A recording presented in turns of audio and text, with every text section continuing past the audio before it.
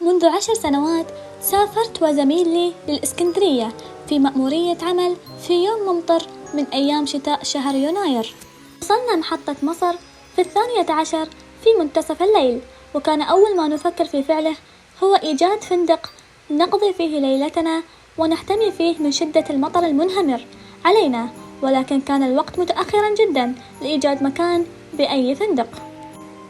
بعد أن يئسنا من البحث فكرنا أن نجلس بمقهى بلدي بمنطقة شعبية اسمها الفراهضة ونقضي فيه ليلتنا، لكن لسوء الحظ أبلغنا العامل بأن المقهى تغلق أبوابها في الساعة 2. قمنا نبحث عن مسجد يكون فاتح أبوابه، خاصة وإن صلاة الفجر اقترب وقتها. وأثناء سيرنا إذا برجل كبير السن يقف على ناصية الشارع وينتظر مرورنا أمامه ليسألنا: هل تحتاجون للمساعدة؟ فقلنا سويا: نعم، نحن نبحث عن مكان نقضي فيه باقي الليل. قال لنا الرجل: توجد شقة لامرأة عجوز تقوم بتأجيرها، تعالى نذهب إليها ونطلب منها الموافقة، حتى لو طلبت قضاء باقي الليل في غرفتها، فهي امرأة عجوز ولا تقوى على النزول في هذا الوقت. طبعا وافقنا بأي حال، المهم نجد مكان نحتمي به باقي الليل. سار الرجل أمامنا ونحن خلفه في حواري وأزقة كلها مظلمة، إلى أن وصلنا لبيت قديم مظلم وصعد ونحن ورائه. كان البيت يوحي أنه مهجور، فلا يوجد أي إضاءة على السلم ولا أي صوت أو أنوار داخل بقية الشقق. وهمست لزميلي بقلقي، لكن رد بقوله: من تظن أن يكون مستيقظ في مثل هذا الوقت؟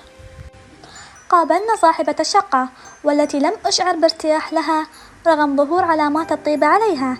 طلبت منا 100 جنيها، فوافقنا واستأذنت بقضاء الليل داخل غرفتها، وإنها لن تزعجنا ولن تخرج من غرفتها. بعد أن وافقنا قامت بعمل كوبين من الشاي لأن كنا في حاجة لهما. لفت نظري برواز معلق على الحائط أمامي تغطيه خيوط العنكبوت، وبه صورة قديمة أبيض وأسود لهذه المرأة ومعها بنتين.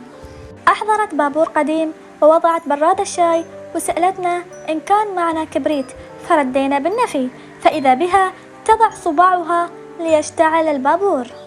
شعرت بالرعب والتفت لصديقي إن كان رأى ما رأيت، فرد بأنه لا يرى أمامه وأنه لا يفكر إلا في النوم.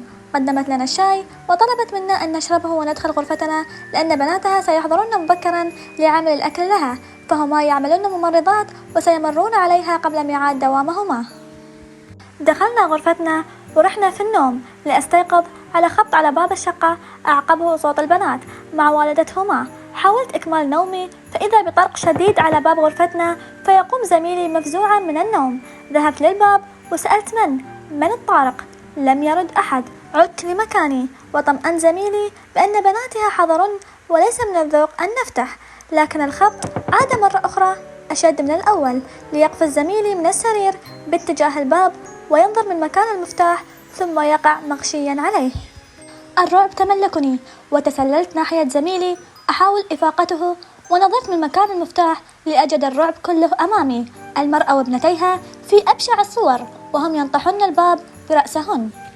قمت بإفاقة زميلي وفتحنا النافذة وقفزنا منها خارج البيت، ولم نشعر بأي ألم من شدة الرعب، واطلقنا ساقينا للريح دون النظر خلفنا لنفقد الوعي، ولم ندري بأنفسنا إلا ونحن بالمستشفى نعالج من بعض الكسور الخفيفة والحمد لله.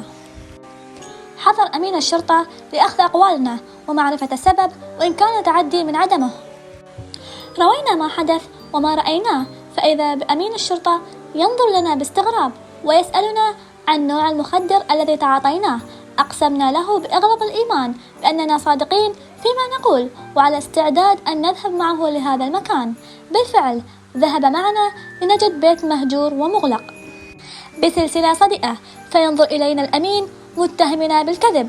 مرت امرأة عجوز أمامنا فاستنجدت بها على أن تدلنا على شيء لتظهر عليها علامات الذهول، وتسألنا: أنتم وقعتم بأيديها؟